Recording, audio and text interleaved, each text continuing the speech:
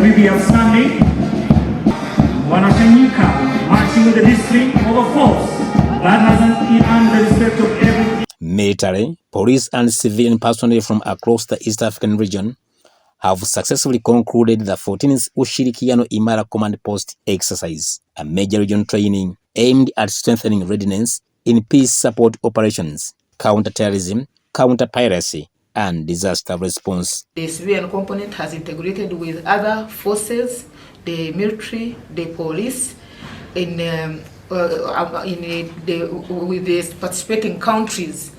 And one of the key achievements include coordination, networking, interoperability, and also building synergy, working together as a team. At the closing ceremony, Deputy Chief of Defence Forces, Lieutenant General Sam Okiding, represented the Chief of Defence Forces, General Muhoozi Kainerugaba.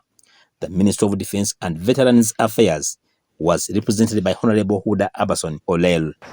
But one thing I've seen, we are building trust. We are harmonizing doctrines. We are going towards one language. Even the Barunda was very happy when they were in line with your parade. I said, yes, this harmonization is okay. So this is our role. As who said it, I think it was the Minister of Defense. We just want to congratulate you. You make us proud as Ugandans, you make us proud as East Africans, and we hope for the best for our region. Thank you all. God bless you.